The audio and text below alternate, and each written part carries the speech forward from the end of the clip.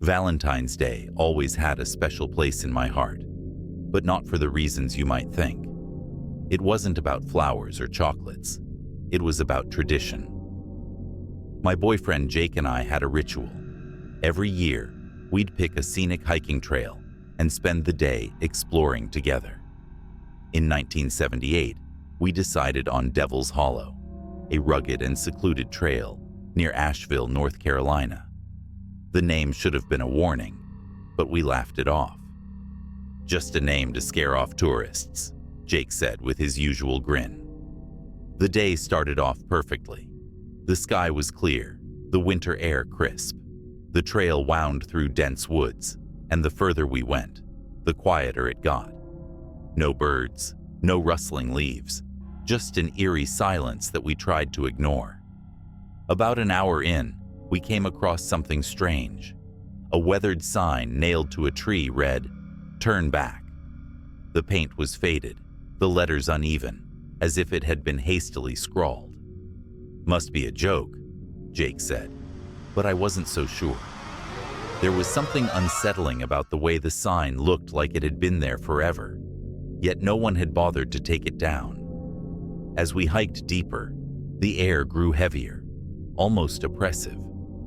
Shadows seemed to stretch unnaturally, and no matter how far we walked, the trees around us felt the same, like we weren't getting anywhere. That's when we saw it, an old, crumbling stone bridge crossing a dried-up creek. It wasn't on the map, and it looked like it hadn't been used in decades. "Let's check it out," Jake suggested, his curiosity outweighing my growing unease.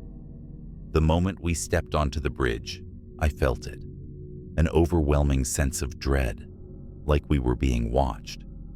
The shadows below the bridge seemed to ripple, even though there was no water. "I think we should go back," I said, gripping Jake's arm. "Come on, it's just a bridge," he said, but his voice lacked its usual confidence. As we crossed, a strange sound filled the air. It was faint at first, like distant whispers carried by the wind, but the further we walked, the louder it got, until it was impossible to ignore. "Do you hear that?" I whispered. Jake nodded, his eyes scanning the woods. "Yeah, it's like..." Before he could finish, the ground beneath us shifted. The shadows on the creek bed began to move, twisting and writhing as if alive. A cold wind whipped through the hollow, and the whispers turned into a deafening roar. "Run!" Jake shouted, grabbing my hand. We bolted back the way we came, but the trail was different, twisting in ways it hadn't before. Trees seemed to close in around us, their gnarled branches reaching like claws. "I don't understand," Jake panted. "We should have hit the main trail by now." Suddenly, he stopped dead in his tracks, his eyes wide with terror. I followed his gaze and froze. Standing in the middle of the path was a figure, a tall, shadowy silhouette that seemed to flicker like a dying flame. It didn't move, but I felt its gaze pierce through me, heavy and malevolent. Jake pulled me back. "We have to find another way." We turned and ran, but every path led us back to the bridge. The whispers returned, louder than ever, and the shadows seemed to reach for us, clawing at our ankles. Then, Jake did something I'll never forget. He stopped, turned to me, and pressed something into my hand, his pocket knife. "Go," he said, his voice shaking. "What?" "No," I screamed, tears streaming down my face. "I'll distract it.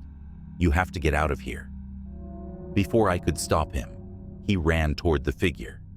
The last thing I saw was him disappearing into the shadows, his voice shouting for me to run. I don't remember how I made it out. One moment I was surrounded by darkness, and the next I was stumbling onto the trailhead, gasping for air. Search parties combed the woods for weeks, but they never found Jake or any sign of the bridge. Now, every Valentine's Day, I avoid Devil's Hollow. But sometimes, late at night, I hear whispers outside my window, calling my name. And when I close my eyes, I see the shadows of that cursed place, still waiting for me to return.